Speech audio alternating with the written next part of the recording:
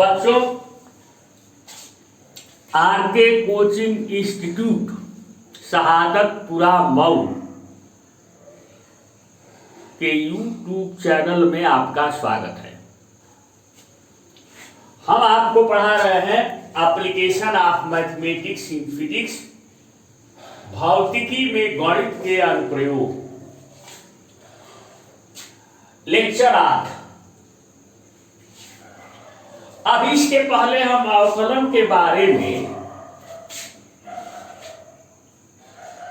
और समाकलन के बारे में यथासंभव विस्तार से आपको पिछले लेक्चर में समझा चुके हैं। आइए ऐसा ही एक अनुप्रयोग से संबंधित प्रश्न हल करते हैं। बच्चों, 9th क्लास में आप सभी लोगों ने एक समान त्वरण से गति पढ़ा है। याद होगा आपको v बराबर u प्लस at, जिसमें एक वस्तु का जो प्रारंभिक वेग u है, तब प्रारंभिक वेग u का मतलब क्या हुआ? जब से हम समय का मापन शुरू किए, यानी जब समय t बराबर 0 है तो उस समय वेग u है और उसका एक समान त्वरण a है। हालांकि त्वरण के बारे में अभी आगे बातचीत होगी। एक समान त्वरण का मतलब एक नियत राशि है जो बदलता है। t समय बाद वेग v है तो v बराबर u प्लस at। एक समीकरण आपको पता होगा। अब हम उसी से संबंधित एक प्रश्न बना रहे हैं। थोड़ा सा आप देखें, एक समान त्वरण से गतिमान एक वस्तु के वेग को चर राशि v से और समय को चर राशि t से दर्शाया गया है। माने वेग का नाम v है और समय का नाम t है। एक समान त्वरण a है, यानी त्वरण माने क्या होता है? समय के सापेक्ष वेग में परिवर्तन की दर, यानी dv बाई dt बराबर a। चूंकि a एक समान त्वरण है इसलिए अनियत है। dv बाई dt बराबर a को हल कीजिए। मान लीजिए प्रारंभिक वेग u है। अब हम समाकलन का उपयोग करते। ये हमने कहा था आपसे कि जब परिवर्तन की दर ज्ञात हो तो फलन ज्ञात करना हो तो हम समाकलन का ही उपयोग करते हैं। यहां पर क्या है? समय के सापेक्ष वेग में परिवर्तन की दर को त्वरण कहते हैं और यह t समय के सापेक्ष वेग v में परिवर्तन की दर a ज्ञात है, जो अचर है, जो निश्चित मान है।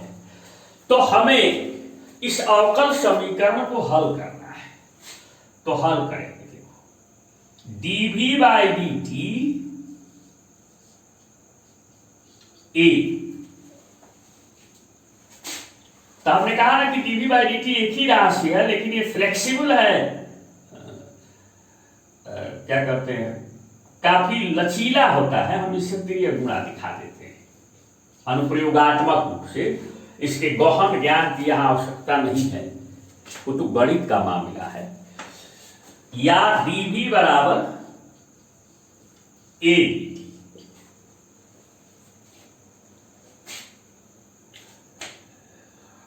अब चूंकि परिवर्तन की दर मालूम है और हमें निकालना क्या है? संबंध प्राप्त करना है, फलन प्राप्त करना है। तो क्या करना होगा, समाकलन करना होगा। तो हम यहां समाकलन करते हैं, इंटीग्रल बाएं पक्ष dv बराबर इंटीग्रल दायां पक्ष a dt, या इंटीग्रल dv a यहां पर नियतांक है, ये बदलने वाली राशि नहीं है, तो a इंटीग्रल dt। अब इंटीग्रल dv बराबर क्या होगा,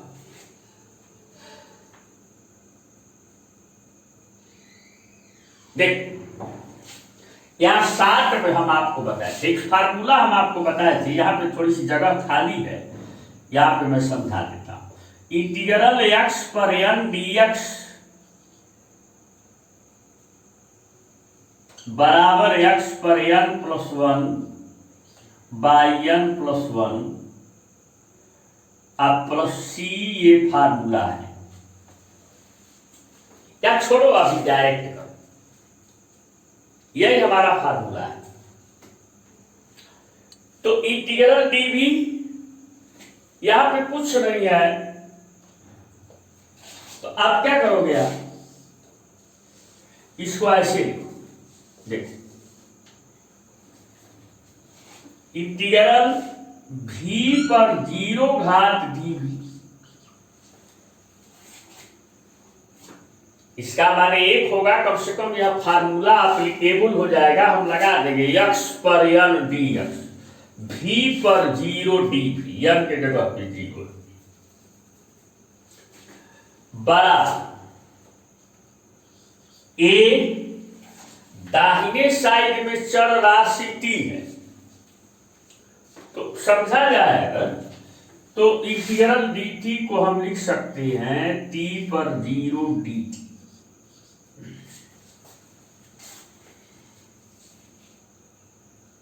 अब आप समाकलन का यह फार्मूला अप्लाई, x पर n dx, v पर 0 dv, तो क्या x पर n प्लस 1 बटे n plus 1 plus c, v पर 0 है ना, तो v पर 0 प्लस 1 बटे 0 प्लस 1, अब प्लस कोई अक्षर यहां जोड़ देते हैं,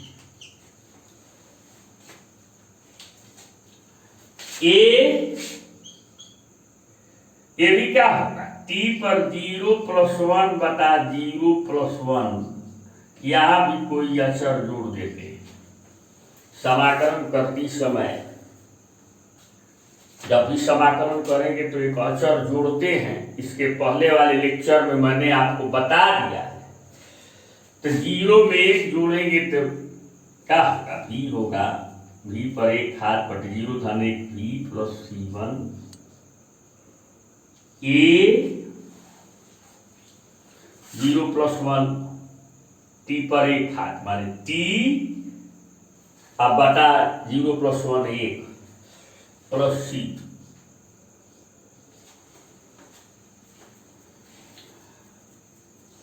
अब आप कहेंगे कि तो एक इधर c1 आ गया, एक इधर c2 आ गया, वो बात अलग है, अपनी जगह पर है, मैं उसी को समझा रहा।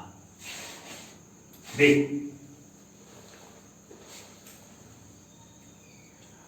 अब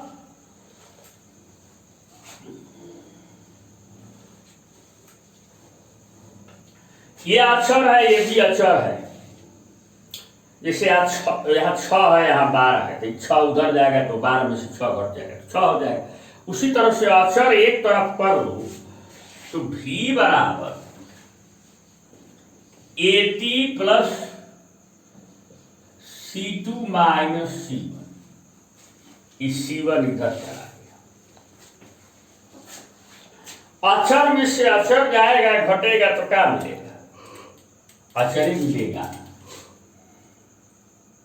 अब मान लो C2 माइनस C1 एक अक्षर मिलेगा, तो हम इसको C मान लेते हैं, माना C2 माइनस C1 बराबर C, इसलिए अब यहां क्या हो जाएगा, v बराबर ए टी प्लस सी। याद रखो ये तो समझने समझाने की बात थी, तो एक तरफ C1 लगाए एक तरफ C2 लगाए। अब बार बार हम एक और C1 एक और C2 नहीं लगाए। अगली बार से हम क्या करेंगे कि बाएं का समाकलन कर देंगे और दाएं प्लस सी लिख देंगे, माने अक्षर एक तरफ ही लगाएंगे। हम ये प्रक्रिया बार बार नहीं करेंगे। अब समीकरण, अब क्या कहा है इसने कि मान लीजिए प्रारंभिक वेग u है, यानी हमें कहा ना कि यहाँ पर ये भी जो है t पर निर्भर करता है। यहाँ c भी तो अचर है और ये भी अचर है, बदलने वाला नहीं। तब प्रारंभिक वेग u है, क्या मतलब हुआ, जब समय का मापन प्रारंभ किया गया तो उस समय गतिमान वस्तु का वेग u था। समय का मापन जब प्रारंभ किया जाता है तो उस समय को हम क्या लेते हैं, समय t, उस समय 0 ज्ञात है। जब t बराबर 0 तब v बराबर u, माने जिस समय जब से हमने समय का मापन प्रारंभ किया उस समय वेग का मान u था। हमने कहा था ना कि जब अचर का मान ज्ञात करना हो तो इस चर के सापेक्ष t और v दो चर राशियां हैं, तो एक t के मान पर एक v का मान ज्ञात होना चाहिए। तो अब इसको तुम एक में रख दो। अतः एक से देखो मूल भाषा समझो, यहां पर t बराबर 0 रखो और उस समय v का मान माने वेग का मान u होगा। तो यहां u रखो, u बराबर a गुणे 0, t बराबर 0 रख दिया, अब प्लस c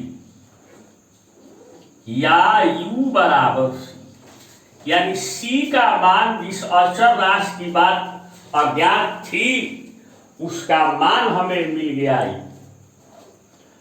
अब समीकरण 2 से c का यह मान u एक में रखो, तो 2 का मान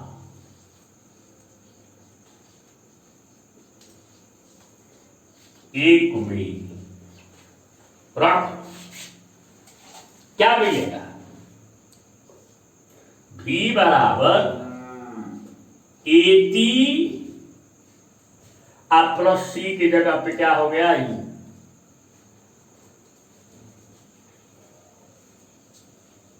तो क्या मिला, या v बराबर u प्लस एटी। ये समीकरण आप हाई स्कूल में सुन चुके हो। तो समाकलन का उपयोग कैसे करते हैं कम से कम समझ में तो आ गया। बच्चों अभी हमारी संकल्पना अधूरी है, अभी बहुत सी बातों को बताना है, लेकिन बीच में एक छोटी सी आवश्यकता महसूस हुई। सरल रेखा, स्ट्रेट लाइन, सरल रेखा का समीकरण क्या होता है।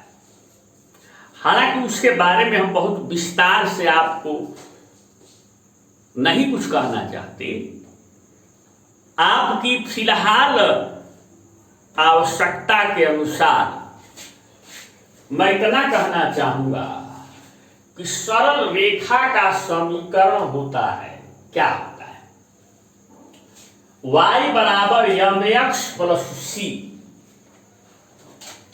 यहां पर बदलने वाली राशि क्या है, x है और y है, माने x को भिन्न भिन्न मान दोगे तो y को भिन्न भिन्न मान मिलेगा। c और m ये अचर है, स्थिर मान है। तो y बराबर mx प्लस c के रूप का कोई भी समीकरण, हालांकि यह y x का फलन है, उसी टाइप का समीकरण कहते हैं, एक रेखा को व्यक्त करता है जहां यम क्या है, रेखा द्वारा धन x अक्ष से बनाए गए कोण का टेंजेंट, इसको हम रेखा की प्रवणता भी कहते हैं। C क्या है, रेखा द्वारा y अक्ष पर काटा गया अंतःखंड, यानी y बराबर mx प्लस c के रूप का कोई भी समीकरण एक रेखा को व्यक्त करता है जहां यम रेखा द्वारा धन x अक्ष से बनाए गए कोण का टेंजेंट यानी टैन होता है, जिसे रेखा की प्रवणता कहते हैं, और c रेखा द्वारा y अक्ष पर काटा गया अंतःखंड है। यानी कहने का मतलब, अगर कोई रेखा ऐसे जा रही है, ये रेखा है, x अक्ष है, ये y अक्ष है, ये मूल बिंदु है, ये रेखा है,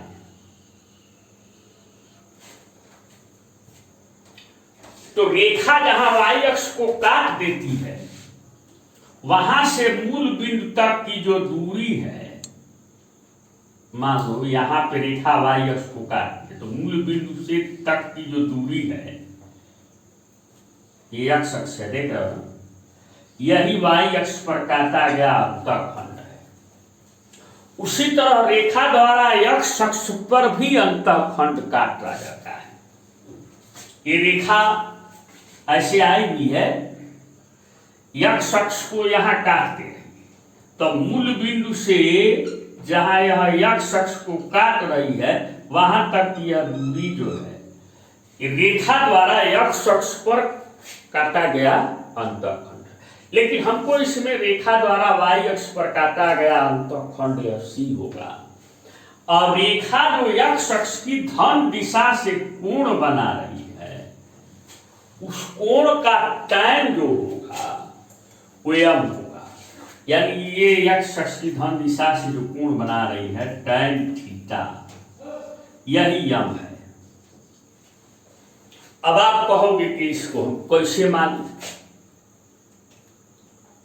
तो मानो एक सवाल दिखा